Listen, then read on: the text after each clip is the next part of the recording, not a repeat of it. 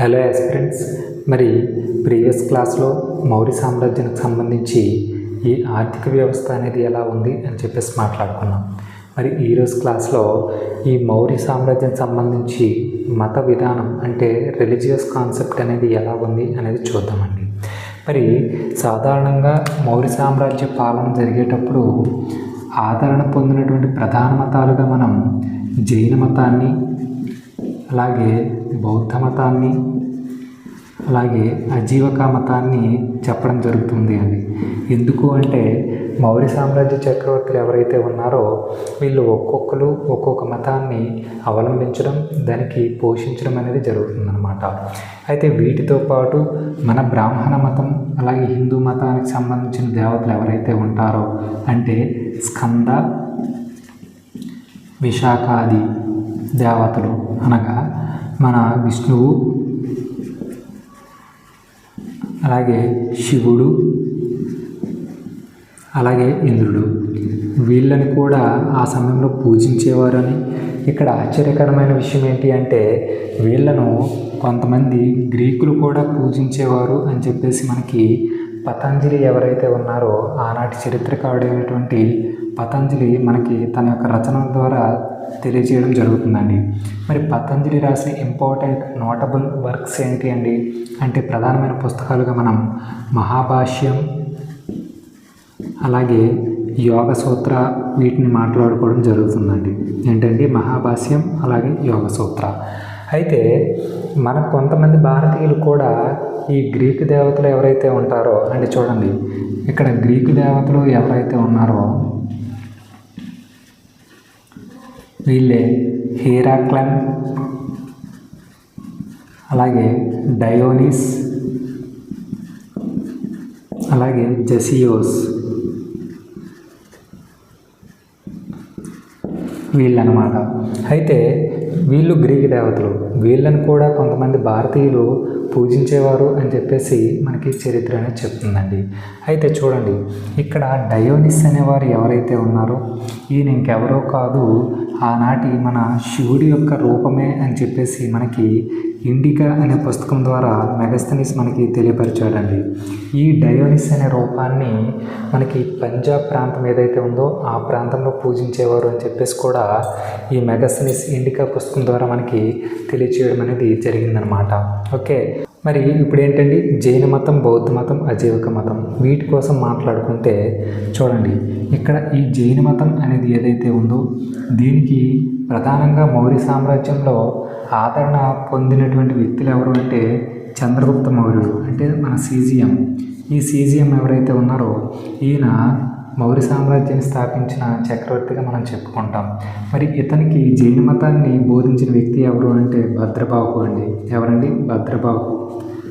ఈయన జైన మతానికి సంబంధించి దిగంబర జైన మత శాఖకు అధ్యక్షత వహించడం జరుగుతుంది. ఓకే, అయితే ఈ చంద్రగుప్త మౌర్యుడు జైన మతాన్ని స్వీకరించిన తర్వాత దీనికి ఏ విధంగా సేవ చేశాడు అంటే చూడండి, ఫస్ట్ జైన్ కౌన్సిల్ ఏదైతే ఉందో ఏంటండి, మొట్టమొదటి జైన పరిషత్ అనేది ఏదైతే ఉందో ఇది ఎప్పుడు జరిగిందండి? 300 BC అనమాట. ఓకే, 300 BCలో మౌర్య సామ్రాజ్య రాజధాని అయినటువంటి పాటలీపుత్రలో మొదటి జైన సంగీతం అనేది జరుగుతుంది, జైన పరిషత్ అనేది జరుగుతుంది. సో ఈ జైన పరిషత్కి అధ్యక్షుడిగా ఎవరు ఉంటారండి? స్థూలభద్ర ఉంటారండి. ఎవరండి? స్థూలభద్ర ఉంటారు. మరి అలాగే చంద్రగుప్త మౌర్యుడు యొక్క చివరి రోజుల్లో ఏం జరుగుతుందండి? ఈయన సింహాసనాన్ని తన కుమారుడైనటువంటి బిందుసారుడికి అప్పగించేసి తను భద్రబాహు నేతృత్వంలో శ్రావణ బెలగల వెళ్ళిపోయి అక్కడ ఈ ఒక జైనాలయం సమీపంలో ఏంటండి, ఒక జైనాలయం సమీపంలో చంద్రగుప్త మౌర్యుడు సల్లేఖన వ్రతం ఆచరించి చనిపోవడం జరుగుతుందండి. ఏంటండి? సల్లేఖన వ్రతం ఆచరించి మరణించడం జరుగుతుంది. మరి ఎక్కడ మరణించడం చెప్పుకున్నామండి? శ్రావణ బెలగలలో ఒక జైనాలయం సమీపంలో. ఆ జైనాలయం ఏదైతే ఉందో దానిని నేడు చంద్రగుప్త బసది అని చెప్పేసి పిలుస్తున్నారు అని చెప్పేసి కూడా మీకు ప్రీవియస్గా చెప్పడం జరిగింది. ఓకే, మరి ఈ సల్లేఖన వ్రతం అంటే ఏంటండి?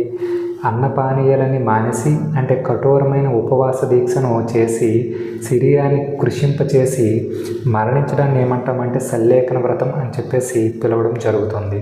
ఓకే, మరి చంద్రగుప్త మౌర్యుడి తర్వాత అంటే చూడండి, ఇక్కడ ఈ సల్లేఖన వ్రతం ఆచరించి మరణించినటువంటి మొదటి భారతీయ చక్రవర్తి ఎవరు అంటే మనకి చంద్రగుప్త మౌర్యుడు అండి.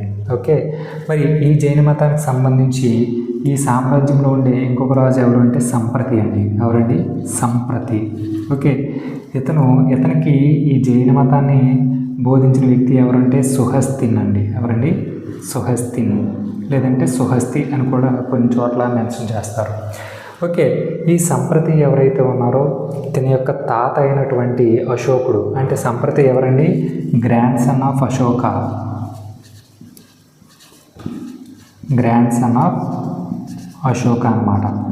అయితే అశోకుడు బౌద్ధ మతానికి ఏ స్థాయిలో అయితే సేవ చేస్తాడో, అంటే ఏ స్థాయిలో బౌద్ధ మతాన్ని ప్రమోట్ చేయడంలో కీ రోల్ ప్లే చేస్తాడో, అదే మాదిరిగా సంప్రతి కూడా జైన మతాన్ని అత్యధిక మొత్తంలో ప్రచారం చేయడానికి కృషి చేస్తాడండి. అందుకని చెప్పేసి సంప్రతిని జైన మతానికి సంబంధించి జైన అశోకుడు అని చెప్పేసి పిలుస్తారండి. ఏమని పిలుస్తారండి? జైన అశోక అని చెప్పేసి పిలుస్తారండి ఇతన్ని. మరి ఇతను అశోకుడితో అంటే జైన మతంలో అశోకుడితో పోలుస్తున్నారు అంటే మరి సంప్రతి జైన మతానికి చేసినటువంటి సేవలు ఏంటంటే ఒకసారి చూడండి. ఇతను దాదాపు 1,60,000 జైన ఆలయాలను నిర్మించడం జరుగుతుందండి. ఇందులో దాదాపు 1,25,000 కొత్తగా నిర్మించినవి, అలాగే ఒక 35,000 అనేవి ఏంటి అంటే శిథిలావస్థలో ఉండే వాటిని మళ్ళీ తిరిగి పునర్నిర్మించడం జరుగుతుందన్నమాట.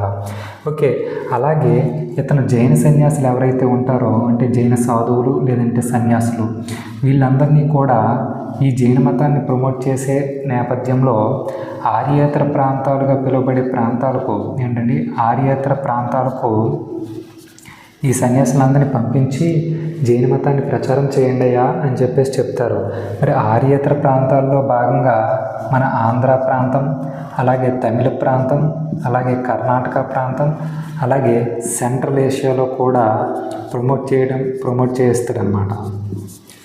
మరి ఇంకా ఏం చేశారు ఇతను అంటే చూడండి, జైన మతానికి సంబంధించి కోర్ ప్రిన్సిపల్ అంటే ప్రధాన సూత్రం ఏది అంటే అహింస అండి. ఏంటండి? అహింస.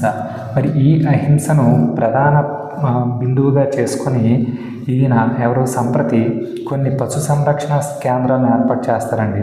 పశు సంరక్షణ కేంద్రాలను ఏర్పాటు చేయడం జరుగుతుంది. సో ఈ మాదిరిగా సంప్రతి జైన మతంలో కీలకమైన పాత్ర పోషిస్తాడు కాబట్టి ఇతన్ని జైన అశోకుడు అని చెప్పేసి పిలుస్తారండి. ఓకే, మరి తర్వాత ఏంటి అంటే అజీవక మతం అంటే బౌద్ధ మతం మాట్లాడుకున్న ముందు అజీవక మతాన్ని ఫినిష్ చేసుకుందాం. అది చాలా తక్కువ టాపిక్గా ఉంటుంది. మరి నెక్స్ట్ ఏంటండి? అజీవక మతం అండి. ఈ అజీవక మతం ఏదైతే ఉందో దీన్ని స్థాపించిన వ్యక్తి ఎవరండి? మన గోసలి మక్కలి పుత్ర, జిఎంపి అని చెప్పేసి పిలుచుకుంటాం. ఓకే, అయితే ఈ మౌర్య సామ్రాజ్యంలో అజీవిక మతాన్ని ఫాలో అయినటువంటి వన్ అండ్ ఓన్లీ కింగ్ ఎవరండి? బిందుసార. ఓకే, అయితే మౌర్య సామ్రాజ్యం అనే కాదు, సాధారణంగా భారతదేశ చరిత్రలో అజీవిక మతాన్ని ఫాలో అయిన వన్ అండ్ ఓన్లీ కింగ్ ఎవరంటే బిందుసారుడిగా మనం గుర్తించడం జరుగుతుంది. అయితే బిందుసారుడికి ఈ అజీవిక మతాన్ని బోధించిన వ్యక్తి ఎవరు సార్ అంటే పింగళి వత్స అండి. ఎవరండి? పింగళి వత్స, లేదంటే పింగళి వాత్సవ అని కూడా పిలుస్తారండి కొన్ని చోట్ల. అయితే ఇంకా ఈ అజీవిక మతానికి సంబంధించి అశోకుడు, అలాగే అశోకుడు యొక్క మనవడైనటువంటి దశరథుడు ఇద్దరు చూడండి, అశోకుడి మనవడైనటువంటి దశరథుడు ఇద్దరు కూడా ఏం చేస్తారు అంటే బారాబరా గుహల్లో కొన్ని గుహాలయాలు నిర్మించి ఈ అజీవిక మత సన్యాసులకు ఇవ్వడం జరుగుతుందండి. ఎక్కడండి? బారాబరా గుహల్లో. ఈ బారాబరా గుహలు అనేవి ఎక్కడ ఉన్నాయండి? బీహార్లో ఉన్నాయండి. ఎక్కడ ఉన్నాయండి? బీహార్లో ఉన్నాయి. అయితే ఈ బారాబరా గుహల్లో కొన్ని గుహాలయాలు తొలగించి ఈ అజీవిక మత సన్యాసులకు ఇవ్వడం జరుగుతుందండి. మరి ఏంటండి ఆ గుహలు అనేవి చూస్తే కొన్ని సుధామ, అలాగే లోమస్ ఋషి, తర్వాత కర్ణ చౌపార, అలాగే గోపక. అయితే ఈ గుహాలయాలన్నింటిలో కూడా అతిపెద్దదిగా పిలువబడింది ఏంటంటే ఈ గోపక అన్నమాట. ఓకే, అది ఏంటి అంటే మౌర్య సామ్రాజ్యంలో అజీవికా మతం యొక్క రోల్. మరి తర్వాత మాట్లాడుకోవాల్సింది ఏంటి అంటే ఈ బౌద్ధ మతం. ఒకసారి దీనికోసం చూడండి. మరి ఇప్పుడు మాట్లాడుకోవాల్సిన అంశం ఏంటండి? బౌద్ధ మతం. ఓకే, మౌర్య సామ్రాజ్యానికి సంబంధించి మత విధానంలో భాగంగా బౌద్ధం అనేది ఏదైతే ఉందో దీనినే మనం ధమ్మ అని చెప్పేసి కూడా పిలుస్తామండి. ఏంటండి, ధమ్మ అన్న బౌద్ధం అన్న ఒకటే అని చెప్పేసి మనం ఎందుకు చెప్తున్నాము అంటే ఈ బౌద్ధ మతంలో ఉండే సిద్ధాంతాలు సూత్రాలన్నీ కూడా ధమ్మాలోకి మెర్జ్ చేసి అంటే ధమ్మాలో కలిపి ధమ్మ అనే ఒక కొత్త విధానాన్ని మన అశోకుడు ప్రారంభించడం జరుగుతుందండి. సాధారణంగా చూడండి, మనకి 261 BCలో కళింగ యుద్ధం జరిగిన తర్వాత అశోకుడు పశ్చాత్తాపంతో కృంగిపోయి బాధపడుతూ ఉండే టైంలో నిగ్రోధ, ఎవరండి? నిగ్రోధ, లేదంటే ఇతన్ని మనము ఉపగుప్త అని చెప్పేసి పిలుస్తామండి. సో ఇతనికి 8 సంవత్సరాల వయసు ఉంటుంది అన్నమాట. ఎవరికి? ఈ ఉపగుప్తుడికి అలియాస్ నిగ్రోధకి. సో ఈ బౌద్ధ సన్యాసి అంటే ఇతను పిల్లవాడిగా ఉండే ఒక బౌద్ధ సన్యాసి అనమాట. సో ఈయన అశోకుడు వద్దకు వచ్చి ఆయనకి నీ పశ్చాత్తాపం నుంచి బయటికి రావాలి అంటే నువ్వు ఇటువంటి బాధల నుంచి బయటికి రావాలి అంటే నువ్వు బౌద్ధ మతాన్ని అవలంబించిన ఆయన అని చెప్పేసి మనకి ఉపగుప్తుడు అశోకుడికి బౌద్ధ మతాన్ని బోధించడం జరుగుతుందన్నమాట. ఎవరికి? అశోకుడికి. ఓకే, అప్పుడు అశోకుడు బౌద్ధ మతంలోకి కన్వర్ట్ అయ్యి ఆయన 259 BCలో, ఎప్పుడండి? 259 BCలో ఒక కొత్త విధానాన్ని ప్రకటించడం జరుగుతుంది. అంటే ఈ మౌర్య సామ్రాజ్యంలో సామరస్యం తెచ్చేందుకు, అంటే ప్రజల మధ్యన ఒక సామరస్యం తెచ్చేందుకు, అలాగే ఆ సమయానికి రాజ్యంలో అనేక మతాల యొక్క అనుక్రమణ, అంటే చాలామంది ప్రజలు వివిధ మతాలను ఫాలో అవ్వడం జరుగుతుంది. సో అలాంటి పరిస్థితుల్లో మత పోరాటాలు, వర్గ పోరాటాలు అనేవి జరిగి రాజ్యంలో అశాంతి వాతావరణం అనేది నెలకొంటుందన్నమాట. అంటే ఈ డిస్టర్బ్డ్ ఎన్విరాన్మెంట్ ఏదైతే ఉందో దానిని తొలగించేందుకు అశోకుడు 259 BCలో ఒక లౌకికపరమైన విధానాన్ని ప్రకటించడం జరుగుతుందండి. ఏంటండి? ఒక లౌకికపరమైన విధానాన్ని ప్రకటించడం జరుగుతుంది. మరి ఆ విధానం ఏంటి అండి? అదే మనకి ఏంటి అంటే అశోక ధమ్మ. ఏంటండి? అశోక ధమ్మ. ఈ ధమ్మ అనేది ఏదైతే ఉందో ఇది సాధారణంగా మనకి ఏంటంటే ప్రాకృత పదం అండి. ఏంటండి? ప్రాకృతం భాషకు చెందినటువంటి పదమే ఈ ధమ్మ. దీనికి సాంస్క్రిట్ ట్రాన్స్లేషన్ ఏంటి అంటే సంస్కృతంలో ధమ్మ అంటే ఏంటి అంటే ధర్మం అండి. ఏంటంటే అది ధర్మం. ఓకే, ఈ ధమ్మ అనేది మనం ప్రీవియస్ క్లాస్లో ధమ్మ అంటే ఏంటి అని ఒక 2-3 టైమ్స్ అనేది మీకు రిపీటెడ్గా చెప్పాను. సో ఒకసారి రివైజ్ చేసుకోండి. ధమ్మ అనేది ఏంటి అంటే ఎటువంటి మతానికి సంబంధం లేదు, ఇది ఒక లౌకికపరమైనటువంటి అంశం. ఓకే, అయితే ధమ్మ అనేది ఏంటంటే చెడు నుంచి విముక్తి అన్నమాట. దీనిని ఫాలో అయిన వారికి మోక్షం లభిస్తుంది. అలాగే ఈ జన్మలోనే కాకుండా వచ్చే జన్మలో కూడా వాళ్ళకి జీవితానికి అర్థం ఉంటుంది, లాభం ఉంటుంది అని చెప్పేసి మనం ప్రీవియస్ క్లాస్లో మాట్లాడుకోవడం జరిగింది. అయితే ఈ ధమ్మాని ఫాలో అయ్యే వ్యక్తులందరూ కూడా ఏం చేయాలి అంటే ముఖ్యంగా 3 గుణాలకు దూరంగా ఉండాలండి. ఏంటంటే ఆ గుణాలు? ఆ ధమ్మాని అవలంబించే వ్యక్తులకు క్రూరత్వం అనేది ఉండకూడదు, ఒకటి. తర్వాత అసూయ ఉండకూడదు, 2. తర్వాత దుష్టతత్వం అనేది ఉండకూడదండి. ఏంటంటే దుష్టతత్వం అనేది కూడా ఉండకూడదు. ఓకే, సాధారణంగా ఈ ధమ్మాలో ప్రధానంగా అవలంబించే అంశాలు ఏంటి అంటే చూడండి, జంతు బలులు నిషేధం, జంతు బలి చేయకూడదు. ఓకే, తర్వాత బేరీ ఘోష ఇక నుంచి తగ్గించాలి, అంటే బేరీ ఘోష ప్లేస్లో ధమ్మ ఘోషని అవలంబించాలి అని చెప్పేసి కూడా మనకి చెప్తున్నారు. తర్వాత ఇతరుల పట్ల గౌరవం ఉండాలి, ఇతరుల పట్ల గౌరవం అనేది ఉండాలి. సో ఇలాంటి అంశాలన్నీ కూడా ధమ్మాలో అవలంబించడం జరుగుతుంది. వీటినే మనకి అశోకుడు తన రాజాజ్ఞలుగా శాసనాలు వేయడం జరుగుతుంది. మనం ఒకసారి గుర్తు చేసుకుంటే అశోకుడు వేసిన 14 ప్రధాన రాతి శాసనాల్లో కూడా చూడండి, ఒకటో రాక్ ఎడిక్ట్ ఏదైతే ఉందో, రాక్ ఎడిక్ట్, ఆర్ఈ అంటే రాక్ ఎడిక్ట్ అంటే రాతి శిలా శాసనం అనమాట. ఓకే, ఈ 1లో మనకి ఏం చెప్తున్నారండి, ఇతను తిరునాళ్ళు జాతరలు ఏవైతే ఉంటాయో వాటిలో జంతు బలులు అనేవి అంటే జీవహింస అనేది ఉండకూడదు, జంతు బలులు చేయకూడదు అని చెప్పేసి చెప్తారు. ఓకే, తర్వాత అంటే ఇక్కడ మనకి ఈ పాయింట్ అనేది అందులో మెర్జ్ చేశారు కదా. తర్వాత రాక్ ఎడిక్ట్ 5 చూడండి ఒకసారి. రాక్ ఎడిక్ట్ 5లో మనకి ఏం చెప్తున్నారండి, బానిసలు యుద్ధ ఖైదీలు ఎవరైతే ఉన్నారో వారి పట్ల మానవతా దృక్పథాన్ని ఏర్పాటు చేసుకోవాలి అని చెప్పేసి మనకి మెన్షన్ చేశారు. అంటే ఈ అంశం అనేది అందులో ఇంక్లూడ్ అయింది కదా. అలాగే రాక్ ఎడిక్ట్ 13 ఒకసారి చూస్తే ఇక్కడ మనకి ఏం చెప్తున్నారండి, బేరీ ఘోష స్థానంలో ఇక్కడ దమ్మా ఘోష రావాలి అని చెప్పేసి మనకు చెప్తారు. బేరీ ఘోష అంటే ఏంటంటే ఏదైనా అంశంలో ఇతరులతో కనుక వైరం కనుక వచ్చినట్లయితే, అంటే ఇతరులతో మనకి పడట్లేదు అన్నప్పుడు యుద్ధాన్ని ప్రకటించడమే బేరీ ఘోష అన్నమాట. కానీ దాని ప్లేస్లో ఇక దమ్మా ఘోష రావాలి అంటే ఇక్కడ నుంచి దమ్మా ఘోషను మనం అనౌన్స్ చేయాలి అని చెప్పేసి అశోకుడు 13వ రాతిశిలా శాసనంలో మనకి చెప్పడం జరుగుతుందండి. అలాగే ఇతను వేసినటువంటి ప్రధాన రాతిశిలా శాసనాలు ఏవైతే ఉన్నాయో అందులో ఈ దమ్మ అంటే అశోక దమ్మ ఏదైతే ఉందో దానికి రిలేటెడ్గా వేసిన శాసనాలు ఏంటండి, చూడండి.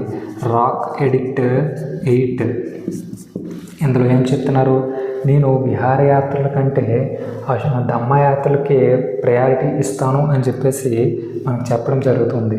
అలాగే రాక్ ఎడిక్ట్ 9లో ఏమంటున్నారు, ఇతర మతాలు అవలంబించే వైదిక క్రతువులు కానీ ఇతర వ్యవహారాలు కానీ విడిచిపెట్టి దమ్మాను ఫాలో అవ్వండియా, చాలా ప్రశాంతంగా ఉంటుంది అని చెప్పేసి మనకి 9వ రాతిశిలా శాసనంలో చెప్పడం జరుగుతుంది. అలాగే రాక్ ఎడిక్ట్ 10లో మనకి ఏం చెప్తున్నారంటే ఇందులోనే ప్రధానంగా అశోక దమ్మా కోసం కంప్లీట్ ఇన్ఫర్మేషన్ చెప్పడం జరుగుతుందండి.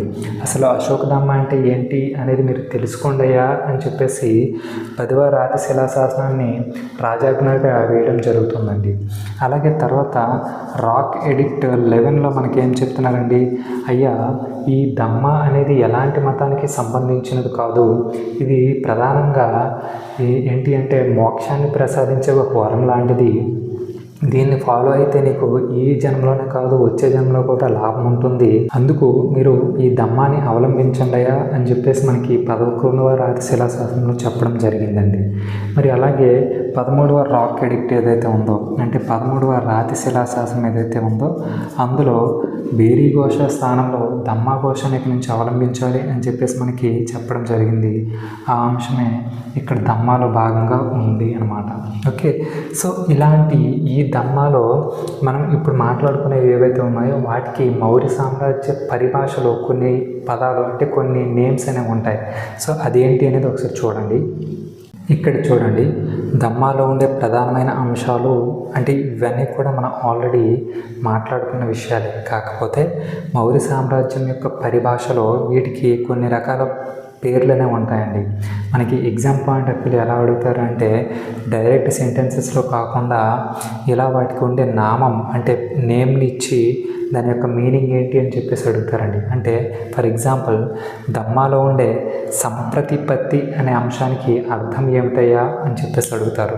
లేదు అంటే దమ్మాలో ఉండే బ్రహ్మరథ అనే అంశానికి అర్థం ఏంటయ్యా అని చెప్పేసి అడుగుతారండి. సాధారణంగా చూడండి, ఈ దమ్మ అనేది ఏంటి అంటే ఎథికల్ బిహేవియర్ని పెంపొందించడమే దమ్మ యొక్క మెయిన్ ఉద్దేశం అండి. ఏంటండి, ఎథికల్ బిహేవియర్ మీన్స్ నైతిక విలువలు అనమాట. ఏంటండి, నైతిక విలువలు లేదంటే నైతిక గుణం అని చెప్పేసి పిలుస్తారండి. దమ్మ యొక్క ప్రధాన ఉద్దేశం ఏంటి అంటే ప్రజలలో నైతిక విలువలను నైతిక భావాలను పెంచడం అంటే ఎథికల్ బిహేవియర్ని ప్రమోట్ చేయడం అనమాట. Is that clear? ఓకే, మరి ఇక్కడ చూడండి, సన్నస అంటే పెద్దలకు కుటుంబ సభ్యులకు సేవ చేయడం అండి. అలాగే అపచితి అంటే ఉపాధ్యాయులను గౌరవించాలి. అలాగే అవిహింస భూత్యం అంటే సాధారణంగా తిట్టడమో కొట్టడమో హింస మాత్రమే కాదు, వాళ్ళను హేళన చేయడం కూడా అంటే ఇతరులను మిమిక్కైజ్ అంటే ఇతరులను విక్కిరించడం అంటే హేళన చేయడం కూడా హింసేనయ్యా అని చెప్పేసి చెప్తున్నారు. తర్వాత సంప్రతిపత్తి అంటే పరమత సహనం అండి. అంటే నువ్వు ఒక మతాన్ని ఫాలో అవుతున్నావు అని చెప్పి ఇతర మతస్థులపైన ఎలాంటి డ్యామేజ్ కానీ అటాక్ కానీ చేయకూడదు, వాళ్ళని కూడా నువ్వు సమానంగానే గౌరవించాలి అని చెప్పేసి ఈ అంశం చెప్తుంది. తర్వాత అపవ్యావత లేదంటే అపబాంధత అంటే పొదుపు చేయాలి అండి. అంటే అనవసరమైన వృధా ఖర్చులు అనేవి చేయకూడదయ్యా అని చెప్పేసి మనకు చెప్తున్నారు. తర్వాత సత్యం అంటే నిజం. తర్వాత బ్రహ్మరథ అనేది ఏదైతే ఉందో ఇది మనకి ఈ ధమ్మ మొత్తానికి కూడా కోర్ పాయింట్ అనమాట. అంటే నైతికత, ఎథికల్ నేచర్ అనేది ఏదైతే ఉందో దాన్ని బ్రహ్మరథ అని చెప్పేసి పిలుస్తామండి. తర్వాత ఏంటి అంటే భావశుద్ధి. అంటే మన యొక్క ఆలోచనలు, హృదయము అనేది ఎలా అంటే మంచిగా స్వచ్ఛంగా ఉండాలి అని చెప్పేసి ఈ అంశం అనేది మనకి చెప్పడం జరుగుతుంది. మరి ఇంత పెద్ద మొత్తంలో ఉండే ధమ్మాన్ని అశోకుడు అక్కడే ప్రమోట్ చేయగలడా అంటే లేదు. అందుకని అశోకుడు ఈ ధమ్మ యొక్క ప్రచారం కోసం కొంతమంది అధికారులను, కొన్ని రకాల విధానాలను ఈయన పాటించడం జరుగుతుంది. అలాగే కొంతమంది అధికారులను నియమించడం జరుగుతుంది. మరి ఈ ధమ్మ యొక్క ప్రచారం అనేది ఎలా జరిగింది అనేది ఇప్పుడు చూడండి. మరి ఇప్పుడు దేనికోసం మాట్లాడుకోవాలండి? ఈ ధమ్మ అనేది ఏదైతే ఉందో దీని యొక్క ప్రచారం కోసం మాట్లాడాలండి. ఏంటండి? ప్రచారం. మరి ధమ్మ యొక్క ప్రచారం ఎలా సాగింది అంటే అశోకుడు తన రాజ్యంలోనే కాకుండా మిగతా రాజ్యాల్లోనూ అలాగే ఇతర దేశాల్లోనూ కూడా ఈ ధమ్మ యొక్క సిద్ధాంతాలను, బౌద్ధ మతం యొక్క సిద్ధాంతాలను వ్యాప్తి చేయాలి అని చెప్పేసి కొంతమంది అధికారులను నియమించడం జరుగుతుందండి. వాళ్ళనే మనము ధమ్మ మహామాత్రలు అని చెప్పేసి పిలుస్తున్నామండి. ఏమంటున్నామండి? ధమ్మ మహామాత్రలు అని చెప్పేసి పిలుస్తున్నాం. వీళ్ళ యొక్క రోల్ ఏంటి అంటే ఈ ధమ్మకు సంబంధించి సిద్ధాంతాలు అనేవి ఏవైతే ఉన్నాయో అంటే ఇతరులకు హాని చేయకూడదు, ఇతరులకు వీలైతే సాయం చేయాలి, అలాగే నైతికపరమైన విలువలు నేర్చుకోవాలి, అలవాటు చేసుకోవాలి అని చెప్పేసి ఇలాంటి సిద్ధాంతాలన్నీ కూడా అంటే అహింసను అలవాటు చేసుకోవాలి, ఇతరులను గౌరవించాలి, అలాగే పొదుపు చేయాలి, ఇలాంటి అంశాలన్నింటినీ కూడా అత్యధిక మొత్తంలో ప్రచారం చేయాలి అని చెప్పేసి వీళ్ళ యొక్క విధులు అన్నమాట. అయితే ఈ ధమ్మ మహామాత్రలో భాగంగానే అశోకుడు తన యొక్క 8వ శిలాశాసనంలో ఏం చెప్తారండి? నేను విహారయాత్రల కంటే ధమ్మయాత్రలు చేపడతాను అని చెప్పేసి చెప్తారండి. ఏమంటారండి? ధమ్మయాత్రలు చేపడతాను, మీరు కూడా వాటిని అలవాటు చేసుకోండి అని చెప్పేసి చెప్తాడనమాట. ధమ్మయాత్ర అంటే ఏంటి? వివిధ ప్రాంతాల్లోకి వెళ్ళి ఈ ధమ్మ సంబంధించిన సిద్ధాంతాలన్నీ కూడా వాళ్ళకి చెప్పి వాళ్ళు ఈ ధమ్మాలో చేర్చుకోవాలి అన్నమాట. ఓకే, అందులో భాగంగానే తన యొక్క కుమారుడు మహేంద్రని అలాగే కుమార్తె సంఘమిత్రాని ఇద్దరిని కూడా శ్రీలంక ప్రాంతానికి పంపిస్తారండి. శ్రీలంక ప్రాంతంలో వీళ్ళు బౌద్ధ మతానికి సంబంధించినటువంటి హీనయాన బౌద్ధాన్ని వీళ్ళు ప్రమోట్ చేయడం జరుగుతుంది. ఎక్కడ? శ్రీలంక ప్రాంతంలో. అలాగే ఈ శ్రీలంక ప్రాంతంలో తిస్సా అని చెప్పేసి ఒక రాజు ఉంటారండి. ఎవరండి? తిస్సా. ఈయన కోసం మీకు అశోకుడు కోసం చెప్పినప్పుడు ఈ తిస్సా కోసం మీకు చెప్పాను. ఏంటి? ఇతను సింహళ దేశ రాజు అని, అశోకుడి యొక్క అంటే అశోకుడిని చూసి ఇతను బౌద్ధ మతాన్ని స్వీకరించాడు అని, అలాగే అశోకుడికి ఇతను ఒక రిక్వెస్ట్ పెట్టుకున్నాడంట. ఏంటి? అయ్యా, మీ కుమారుడైనటువంటి మహేంద్రని నా ఆస్థానానికి పంపించండి, అలాగే పంపించినప్పుడు అతని చేతికి ఒక బోధి వృక్షం యొక్క కొమ్మను ఇచ్చి పంపించండి అయ్యా అని చెప్పేసి తిస్సా అశోకుడిని కోరడం జరుగుతుంది అని చెప్పుకున్నాం. సో ఆ విధంగా తిస్సా శ్రీలంకలో బౌద్ధ మతాన్ని, ధమ్మ యొక్క సిద్ధాంతాలను ప్రమోట్ చేయడం జరుగుతుంది. ఈ ధమ్మ అనేది ఏదైతే ఉందో అశోకుడు దీనిని ప్రజల మధ్యన ప్రచారం చేసి వారిలో నైతిక విలువలను పెంపొందించి వారి మధ్య ఒక ఐక్యతను అంటే యునైట్నెస్ని తీసుకురావాలి అని చెప్పేసి ట్రై చేస్తారండి. ఏంటండి? ప్రజల మధ్య నైతికతను పెంచి వారి మధ్య ఐక్యతను తీసుకురావడానికి ఈయన ట్రై చేస్తాడనమాట. కానీ ఆ విషయంలో అశోకుడు ఏమవుతాడంటే విఫలం అవుతాడు. అంటే ప్రజలు అశోకుడు అనుకునే రీతిలో ఉండరు. కాబట్టి ఇక్కడ ఏమంటే ఫెయిల్ అవుతాడు అనమాట. అలా కాకపోతే ఒక్క దగ్గర ఎక్కడ అంటే గాంధార అనే ప్రాంత సమీపంలో వేసినటువంటి కాందహార్ అనే శాసనం ఏదైతే ఉందో ఈ కాందహార్ శాసనం యొక్క ప్రత్యేకత ఏంటండి? అశోకుడు వేసిన ద్విభాషా శాసనం ఏది అంటే ఈ కాందహార్ శాసనం అండి. మరి ద్విభాష అంటే ఆ రెండు భాషలు ఏంటండి? గ్రీకు అలాగే అరామిక్. సో ఈ కాందహార్ శాసనం వల్ల అక్కడ ఉండే ప్రజలు ఎవరైతే ఉన్నారో అంటే చేపలు పట్టుకునేవారు కానీ వేటగాళ్ళు కానీ ఎవరెవరండి? చేపలు పట్టుకునే వాళ్ళు అలాగే వేటగాళ్ళు వీళ్ళ యొక్క చేతి వృత్తులను వదిలి, ఎందుకు చేతి వృత్తులను వదిలేస్తారండి? సాధారణంగా దమ్మ ఏం చెప్తుంది? అహింసను విడిచిపెట్టాలి అని చెప్పేసి మాట్లాడుతుంది, అలాగే క్రూరత్వాన్ని విడిచిపెట్టాలి అని చెప్పేసి మాట్లాడుతుంది. మరి వేటగాళ్ళు ఎలాంటి దయాజాలి లేకుండా జంతువులను వేటాడటం తప్పే కదా. మరి వీళ్ళేంటి? అశోకుడు వేసిన ఈ శాసనాన్ని చూసి మార్పు చెంది వ్యవసాయాన్ని చేయడం అనేది అలవాటు చేసుకుంటారనమాట. సో ఈ విషయంలో అశోకుడు ఏంటంటే విజయం సాధిస్తాడు. ఓకే, అయితే మనం పరిపాలనలో భాగంగా కౌటిల్యుడు అర్థశాస్త్రంలో 15 హీన జాతులను మెన్షన్ చేశారని చెప్పేసి మాట్లాడుకున్నాం. అందులో చేపలు పట్టుకునే వాళ్ళను, వేటగాళ్ళను కూడా మనము చెప్పడం జరిగింది. మరి వాళ్ళని కౌటిల్యుని యొక్క అర్థశాస్త్రం ప్రకారం ఆ అర్థశాస్త్ర పరిభాషలో వీళ్ళని ఏమని పిలుస్తారు అని చెప్పేసి మీరు కమెంట్ సెక్షన్లో మెన్షన్ చేయండి. ఓకే, మీరు ప్రీవియస్ క్లాస్ కనుక విని ఉంటే చేపలు పట్టుకునే వాళ్ళని ఏమంటాము, వేటగాళ్ళని ఏమంటాము అని చెప్పేసి మీరు కమెంట్ సెక్షన్లో కాన్ఫిడెంట్గా ఆన్సర్ చేయగలరు. ఓకే, మరి తర్వాత చూస్తే ఇక్కడ ఈ దమ్మ మహామాతలు ఎవరైతే ఉన్నారో వీళ్ళు ఒక్కొక్క ప్రాంతంలో ఒక్కొక్క ముఖ్యమైన దమ్మ మహామాతలు ఉంటారు. సో వాళ్ళేంటి అంటే ఒకసారి ఆ టేబుల్ని ఒకసారి చూడండి. ఒకసారి ఇక్కడ చూడండి, అశోకుడు ఏర్పాటు చేసినటువంటి దమ్మ మహామాత్రలు ఏ ప్రాంతంలో ఎవరు ప్రమోట్ చేశారు అనేది ఇక్కడ మనం ఒక నీట్గా టేబులేట్ చేసుకోవడం జరిగింది. చూడండి, మహేంద్ర సంఘమిత్ర అంటే అశోకుని యొక్క కుమారుడు మరియు కూతురు, వీళ్ళిద్దరూ కూడా శ్రీలంక అంటే ఆనాటి సమయంలో దాన్ని సింహళం అని చెప్పేసి పిలుస్తారు. ఓకే, ఈ శ్రీలంక ప్రాంతంలో వీళ్ళు బౌద్ధమత సిద్ధాంతాలను, దమ్మ యొక్క సిద్ధాంతాలను ప్రమోట్ చేయడం జరుగుతుంది. మరి వీళ్ళిద్దరూ అంటే అశోకుని యొక్క కుమారుడు కూతురు అని చెప్పేసి మాట్లాడుతున్నాం, కానీ వీళ్ళిద్దరి యొక్క తల్లి ఎవరండి? అశోకుడికి ఉండే 5 మంది భార్యల్లో కూడా విదిశ మహాదేవి ఎవరైతే ఉన్నారో ఈ విదిశ మహాదేవి యొక్క కుమారుడు కూతురు ఎవరు అంటే వీళ్ళిద్దరు అనమాట. ఓకే, అది తర్వాత మధ్యమ అనే వ్యక్తి హిమాలయ ప్రాంతాల్లో ఈ దమ్మ యొక్క ప్రచారం చూసుకుంటారు. తర్వాత మధ్యౌతిక కశ్మీరు, గాంధార ప్రాంతంలో చూసుకుంటారు. తర్వాత మహాదేవ భిక్షువు, ఈయన్ని మహాదేవ భిక్షువు అని చెప్పేసి పిలుస్తారు.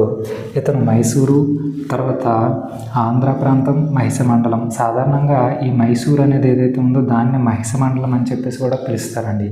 అయితే ఈయనకు ఒక సిగ్నిఫికెన్స్ ఉంటుంది, అంటే ప్రత్యేకత ఉంటుంది. ఏంటి అంటే మన ఆంధ్ర ప్రాంతంలో మొట్టమొదటి బౌద్ధమత సిద్ధాంతి ఎవరు అంటే మహాదేవ భిక్షు అని చెప్పుకుంటారండి.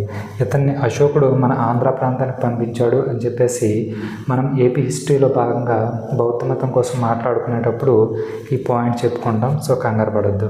తర్వాత రక్షిత అనే వ్యక్తి ఎవరైతే ఉన్నారో ఇతను బనవాసి అంటే కర్ణాటక రీజియన్లో ఉండే బనవాసి అనే ప్రాంతంలో దమ్మ యొక్క ప్రచారం చూసుకుంటారండి. అయితే ఈ బనవాసి అనేది ఏదైతే ఉందో దీన్నే వైజయంతి అని కూడా పిలుస్తారండి. ఏమంటారండి? వైజయంతి. ఇది సాధారణంగా కదంబులు ఎవరైతే ఉన్నారో అంటే కదంబ రాజులు ఎవరైతే ఉన్నారో వీళ్ళ యొక్క రాజధాని అండి. కదంబ రాజుల యొక్క రాజధాని ఏంటంటే బనవాసి. ఓకే, ఇది తర్వాత మాట్లాడుకుంటాం కదంబుల కోసం. సో కంగారు పడద్దు. తర్వాత ఇక్కడ మహారక్షిత ఎవరైతే ఉన్నారో వీళ్ళు యవన ప్రాంతంలో ఈ దమ్మ యొక్క ప్రచారం చూసుకునేవారండి. యవన ప్రాంతం అంటే గ్రీకులు నివాసం ఉండే ప్రాంతాలను మనం యవన అని చెప్పేసి పిలుస్తామండి. తర్వాత మహాదమ్మ రక్షిత అనేవారు మహారాష్ట్రలో ఈ బౌద్ధమత సిద్ధాంతాలు, దమ్మ యొక్క సిద్ధాంతాలు ప్రచారం చేయడం జరుగుతుంది. తర్వాత యోసధర్మ రక్షిత ఎవరైతే ఉన్నారో వీళ్ళు అపరాంత అంటే కొంకణ్ ప్రాంతం ఏదైతే ఉందో అంటే లైక్ మన గోవా, ఈ మహారాష్ట్ర తీరం నుంచి గోవా, కర్ణాటక ఇవి. సో ఈ ప్రాంతంలో వీళ్ళు ఏంటి అంటే ధర్మ యొక్క ప్రచారం చేసుకుంటారు. తర్వాత చారుమతి ఎవరైతే ఉన్నారో వీళ్ళు నేపాల్లో ప్రమోట్ చేయడం జరుగుతుంది. సో ఇలా ఒక్కొక్క ప్రాంతంలో ఒక్కొక్క దమ్మ మహామాతుడు తనదైన శైలిలో పాత్ర పోషించడం జరుగుతుంది. మరి తరువాత ఈ దమ్మ ఏదైతే ఉందో దమ్మ కోసం కొంతమంది చరిత్రకారులు కొన్ని రకాల స్టేట్మెంట్స్ ఇవ్వడం జరిగిందండి. మరి ఏంటండి ఆ స్టేట్మెంట్స్ ఒకసారి చూడండి, ఇక్కడ రాస్తున్నాను. నీలకంఠ శాస్త్రి. ఈ చరిత్రకారుడు ఏమన్నాడు అంటే, అయ్యా దమ్మ అంటే ఇంకేదో కాదు, అందరూ ఆమోదించినటువంటి అందరూ ఆమోదించిన ఒక బౌద్ధం అని చెప్పేసి మనకి ఈ నీలకంఠ శాస్త్రి గారు చెప్పడం జరుగుతుంది. ఓకే, తర్వాత ఆర్జీ భండార్కర్ ఏమంటారు అంటే, ఎవరండి? ఆర్జీ భండార్కర్. ఈయన కూడా ఏమంటారంటే, అందరూ ఆమోదించిన లౌకికపరమైనటువంటి అంటే మతాతీతమైనటువంటి లౌకికపరమైన ఒక బౌద్ధం లాంటిదే ఈ ధమ్మ అని చెప్పేసి మనకి ఆర్జీ భండార్కర్ చెప్తున్నారండి. ఆర్జీ భండార్కర్ ఏమంటున్నారండి, మతాతీతమైన లౌకికపరమైన ఒక బౌద్ధం ఈ ధమ్మ అని చెప్పేసి చెప్పడం జరుగుతుంది. తర్వాత రొమిల్లా థాపర్ అని చెప్పేసి ఒక చరిత్రకారుడు ఉంటారండి. ఎవరండి? రొమిల్లా థాపర్. ఈ రొమిల్లా థాపర్ ఏమంటున్నారంటే, ఈ ధమ్మ అనేది మనకి అంటే వీళ్ళందరూ కూడా తర్వాత కాలంలో అశోకుడి యొక్క ధమ్మ కోసం ఇచ్చినటువంటి స్టేట్మెంట్స్ అనమాట. అందుకే రొమిల్లా థాపర్ ఏమంటున్నాడంటే, ఈ ధమ్మ అనేది అక్బర్ స్థాపించిన దీన్-ఈ ఇలాహి ఏంటంటే అది దీన్-ఈ ఇలాహి అనే విధానానికి పోలి ఉంటుంది అని చెప్పేసి రొమిల్లా థాపర్ చెప్పడం జరుగుతుందండి. ఓకే, అయితే అక్బర్ దీన్-ఈ ఇలాహిని ఎప్పుడు స్థాపించాడండి? 1582 ఏడీలో స్థాపించడం జరుగుతుందండి. ఎప్పుడండి? 1582 ఏడీలో. అంటే మొఘలుల కోసం మాట్లాడుకునేటప్పుడు ప్రతి పాయింట్ మాట్లాడుకుంటాం, కాకపోతే ఇక్కడ ఒక పాయింట్ ఎక్స్ట్రా చెప్పుకుంటున్నాం. ఓకే, తర్వాత ఇంకా ఎవరు ఉన్నారండి? ఆర్ఎస్ త్రిపాఠి ఎవరైతే ఉన్నారో, ఎవరండి? ఆర్ఎస్ త్రిపాఠి. ఈయన ఏమంటున్నాడంటే, ధమ్మ అనేది ఒక విశ్వమతమయ్యా అని చెప్పేసి మనకు చెప్తున్నారండి. అంటే యూనివర్సల్ రిలీజియన్ అని చెప్పేసి మనకి ధమ్మ కోసం మెన్షన్ చేయడం జరుగుతుంది. సో ఇది ఏంటి అంటే వివిధ చరిత్రకారులు ధమ్మ కోసం చెప్పినటువంటి స్టేట్మెంట్స్ అన్నమాట. మరి తర్వాత మౌర్య సామ్రాజ్యంలో భాష విద్య అనేది ఎలా ఉంది ఒకసారి చూద్దాం. మరి నెక్స్ట్ ఏంటండి, మౌర్య సామ్రాజ్యానికి సంబంధించి భాష మరియు విద్య వీటి యొక్క పరిస్థితులు ఎలా ఉన్నాయి అనేది ఒకసారి చూద్దాం. ఈ భాష అనేది ఏదైతే ఉందో ఇందులో ప్రాకృతం అనేది ప్రధానమైనదండి. ఎందుకు అంటే మౌర్య సామ్రాజ్యానికి సంబంధించి రాజభాష లేదంటే అధికార భాషగా మనం ప్రాకృతాన్ని మాట్లాడుకోవడం జరుగుతుంది. అలాగే లిపికి వస్తే బ్రాహ్మీ లిపి అండి. ఏదండి? బ్రాహ్మీ లిపి. అశోకుడు వేసిన 80 నుంచి 90% శాసనాలన్నీ కూడా వీటిలోనే వేయడం జరుగుతుంది. ఓకే, మరి ఇవేనా సార్ ఉన్నాయి, ఇంకే భాష లేదా అంటే ఆ సమయానికి ఆ రాజ్యంలో తెలిసిన భాషలు ఏంటి అంటే గ్రీకు భాషలు, అలాగే అరామిక్ భాష. లిపి విషయానికి వస్తే బ్రాహ్మీ లిపితో పాటు ఖరోష్ఠీ లిపి, అలాగే గ్రీకు లిపి, అలాగే అరామిక్ లిపి. అయితే చూడండి, ఇక్కడ ఈ ఖరోష్ఠీ అరామిక్ ఏదైతే ఉన్నాయో ఈ రెండు కూడా రైట్ టు లెఫ్ట్ రాయడం జరుగుతుందండి ఈ లిపిలో. అయితే బ్రాహ్మీ అలాగే గ్రీకు ఈ రెండింటిలో కూడా లెఫ్ట్ టు రైట్ రాయడం జరుగుతుందండి. ఓకే, మరి బౌస్ట్రోఫేడాన్ అని చెప్పేసి ఒక లిపి కోసం మీకు స్టార్టింగ్లో చెప్పడం జరిగింది. ఏంటంటే అది బౌస్ట్రోఫేడాన్.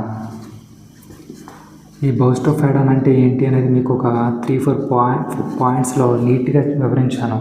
మరి ఈ బౌస్ట్రోఫేడాన్లో ఏం జరుగుతుందంటే first of all right to left వస్తుంది, తర్వాత లెఫ్ట్ టు రైట్ వస్తుంది, మళ్ళీ రైట్ టు లెఫ్ట్ వస్తుంది. అంటే ఏమవుతుందంటే మనకి ఇలా ఒక సర్పిలాకారంలో అంటే ఒక పాము ఆకారంలో లేదంటే ఒక ఎద్దు నాగలితో పొలాన్ని దున్నిన ఆకారంలో మనకేంటి అంటే ఈ లిపి అనేది ఉంటుంది అన్నమాట. ఓకే, అది అయితే చూడండి, ఇక్కడ ఈ ప్రాకృతం అనేది ఏదైతే ఉందో దీని నుంచి సాధారణంగా అనేక ప్రాంతీయ భాషలు అనేవి పుట్టుకొస్తాయండి. ఏంటండి? అనేక ప్రాంతీయ భాషలకు పుట్టినిల్లుగా మనం ప్రాకృతాన్ని చెప్పుకోవడం జరుగుతుందండి. మరి ఏంటండి అందులో కొన్ని చూస్తే మధుర అనే ప్రాంతంలో సాధారణంగా సౌరసేని అని చెప్పేసి ఒక భాష ఉంటుందండి. ఏంటండి? సౌరసేని. ఇదే తర్వాత కాలంలో మనకి మరాఠాగా మారుతుంది. ఏంటండి? తర్వాత కాలంలో మరాఠా భాషగా మారుతుంది. అలాగే కన్నడ ప్రాంతంలో కేనరాసి, కన్నడ ప్రాంతంలో ఉండే కేనరాసి అదే మనకి ఏంటంటే కన్నడ భాషగా మారుతుంది. ఓకే, తర్వాత మహారాష్ట్రలో ఏంటండి? మహారాష్ట్రలో పైశాచి ప్రాకృతం అని చెప్పేసి పిలుస్తారండి. మహారాష్ట్రలో ప్రాకృతం నుంచి వచ్చిన భాషను పైశాచి ప్రాకృతం అని చెప్పేసి పిలుస్తాం. తర్వాత ఇంకా ఏంటంటే ఇది తర్వాత గుజరాత్ ప్రాంతంలో అపభ్రంశ ప్రాకృతం, అలాగే మగధ ప్రాంతంలో అర్ధమగధి ప్రాకృతం అన్నమాట. మరి అర్ధమగధి అనగానే మీకు గుర్తు రావాల్సింది ఏంటి అంటే అంగాలు. ఓకే, జైన మత ప్రధాన గ్రంథాలుగా పిలువబడే అంగాలను అర్ధమగధి ప్రాకృతంలో రాయడం జరుగుతుంది. Okay, is that clear? Okay, మరి ఇక్కడ విద్య అనేది ఏదైతే ఉందో సాధారణంగా మౌర్య సామ్రాజ్యంలో విద్యకు ప్రధాన కేంద్రాలుగా పిలువబడినవి ఏంటి అంటే వారణాసి, అలాగే తక్షశిల. ఇందులో మనం ప్రధానంగా మాట్లాడుకోవాల్సింది ఏంటి అంటే తక్షశిల కోసం. ఈ తక్షశిల అనేది మహాజనపదాల కాలంలో గాంధార అనే ప్రాంతానికి రాజధానిగా వహించడం జరిగిందండి. ఏది Takshashila.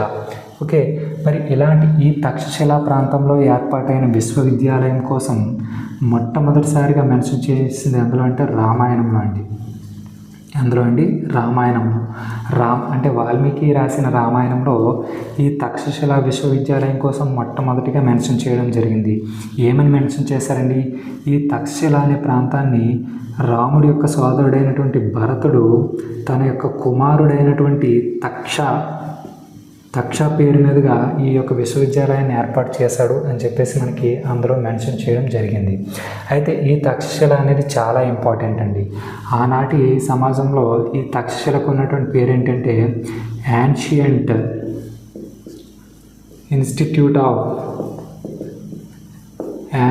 Institute of higher learning అని చెప్పేసి పిలుస్తారండి.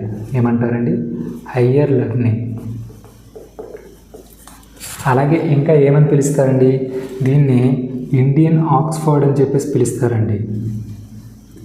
ఇండియన్ ఆక్స్ఫర్డ్ అని చెప్పేసి పిలుస్తారు. ప్రజెంట్ డే అంటే మోడర్న్ నేమ్ ఏంటంటే ఇది ancient institute of higher learning అని చెప్పేసి ఎందుకు పిలుస్తున్నారు అంటే ఆ కాలంలోనే ఈ యూనివర్సిటీలో దాదాపు 10,000 మందికి పైగా, ఎంతమంది అండి? 10,000 మందికి పైగా ఈ విశ్వవిద్యాలయంలో విద్యను అభ్యసించడం జరుగుతుంది. మరి ఈ విశ్వవిద్యాలయంలో ఎలాంటి టీచింగ్స్ అనేవి జరిగాయి అంటే పిలి విద్యలు, వైద్యశాస్త్రము, కళలు, విద్య ఇలాంటివన్నీ కూడా ఇందులో చెప్పడం జరుగుతుంది. అందుకని చెప్పేసి దీన్ని ancient institute of higher learning అని చెప్పేసి పిలవడం జరుగుతుందన్నమాట. ఓకే, మరి ఇలాంటి ఈ తక్షశిల అనేది ప్రజెంట్ డే ఎక్కడ ఉంది అంటే పాకిస్తాన్లో ఉందండి. చూడండి, ఈ తక్షశిల అనేది ప్రజెంట్ డే ఎక్కడ ఉందండి? పాకిస్తాన్లోని రావల్పిండి అని చెప్పేసి ఒక ఊరు ఉంటుందండి. ఇదండి రావల్పిండి. ఈ రావల్పిండి ప్రాంతంలో అంటే పాకిస్తాన్ నుంచి ఒక 32 కిలోమీటర్ల దూరంలో ఉంటుంది రావల్పిండి. సో ఈ ప్రాంతంలో ఈ తక్షశిల అనే విశ్వవిద్యాలయం అనేది స్థిరపడింది అనమాట.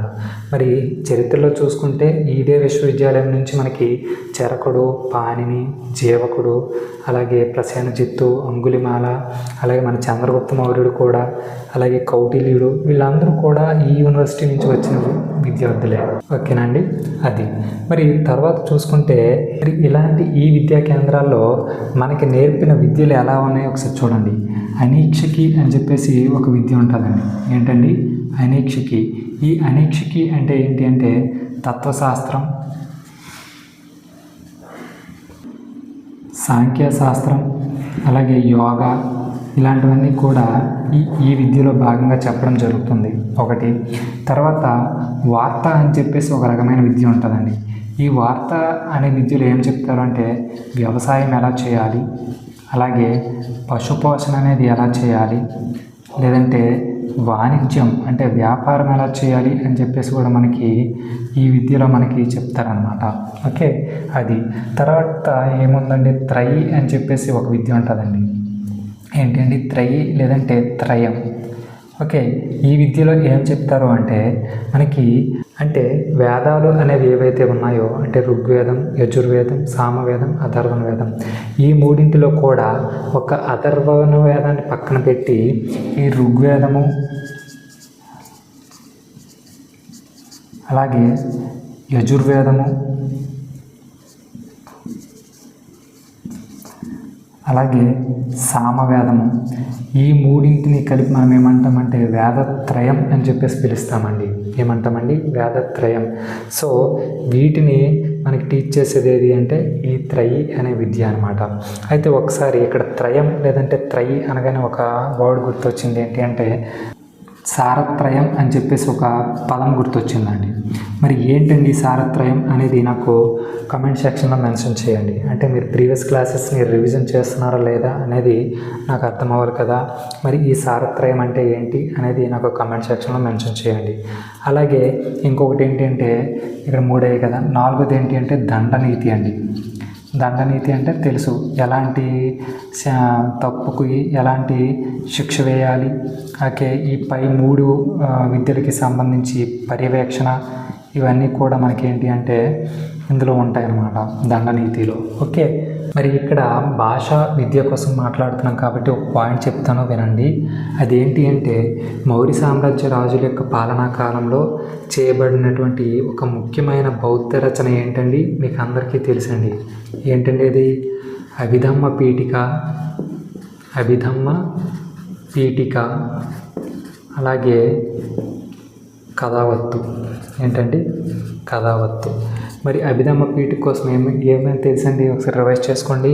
మనకి అశోకుడు ఎవరైతే ఉన్నారో అంటే మౌర్య సామ్రాజ్యంలో గొప్ప చక్రవర్తిగా పేరు పొందినటువంటి అశోకుడు ఎవరైతే ఉన్నారో ఈయన 250 BCలో పాటలీపుత్ర నగరంలో మొగలిపుత్త తిష్య అనే తన యొక్క సోదరుడి యొక్క అధ్యక్షతన ఒక 3వ బౌద్ధ సంగీతిని ఏర్పాటు చేయడం జరుగుతుందండి. ఏంటండి? 3వ బౌద్ధ సంగీతి అంటే 3rd బుద్ధిస్ట్ కౌన్సిల్ని ఏర్పాటు చేయడం జరుగుతుంది. ఆ ఈవెంట్లో మొగలిపుత్త తిష్య ఎవరైతే ఉన్నారో ఆయన ఇక్కడ అభిధమ్మ పీఠికను రాయడం జరుగుతుందండి. ఈ అభిధమ్మ పీఠిక అనేది బౌద్ధ మత ప్రధాన గ్రంథాలుగా పిలువబడే త్రిపీఠికాల్లో ఒకటి అభిధమ్మ పీఠిక. ఓకే, మరి ఇది తర్వాత కాలంలో మిగతా వారికి అర్థం అవ్వాలి అని చెప్పేసి దీనిపైన ఒక కమెంటరీ అంటే వ్యాఖ్యానం రాయడం జరుగుతుంది. దాన్నే మనం కథావత్తు అని చెప్పేసి పిలుస్తున్నామండి. ఏమంటున్నామండి? కథావత్తు. మరి ఈ వ్యాఖ్యానం రాసింది ఎవరు అండి? బుద్ధఘోష అనే ఒక హీనయాన బౌద్ధ సన్యాసి అనమాట. ఎవరండి? బుద్ధఘోష అనే ఒక హీనయాన బౌద్ధ సన్యాసి ఎవరైతే ఉన్నారో ఆయన ఈ వ్యాఖ్యానం రాయడం జరుగుతుందండి. అలాగే బుద్ధఘోష రచించినటువంటి ఒక ఇంపార్టెంట్ బుక్ ఏంటి అంటే విసుమగ్గ. ఏంటండి? విసుమగ్గ చాలా ఇంపార్టెంట్. దీన్నే ద పాత్ ఆఫ్ ప్యూరిఫికేషన్ అని చెప్పేసి పిలుస్తామండి. ఏమంటామండి? ద పాత్ ఆఫ్ ప్యూరిఫికేషన్ అని చెప్పేసి పిలుస్తాం. సో ఇలా మనకి ఏంటంటే రివిజన్ అనేది అయిపోతూ ఉండాలి. మరి ఇదండి మనకి ఇవాల్టి క్లాస్లో మౌర్య సామ్రాజ్యానికి సంబంధించి మత విధానం అలాగే భాష విద్య వీటికి సంబంధించిన విషయాలు. మరి రేపటి క్లాస్లో దీనికి కంటిన్యూషన్గా మౌర్య సామ్రాజ్యానికి సంబంధించి వాస్తుకళ అనేది ఎలా ఉంది, అలాగే శిల్పకళ అనేది ఎలా ఉంది అనేది మాట్లాడుకుందాం. అక్కడితో మనకి మౌర్య సామ్రాజ్యం అనేది కంప్లీట్ అయిపోవడం జరుగుతుంది. ఓకేనండి, థ్యాంక్ యూ.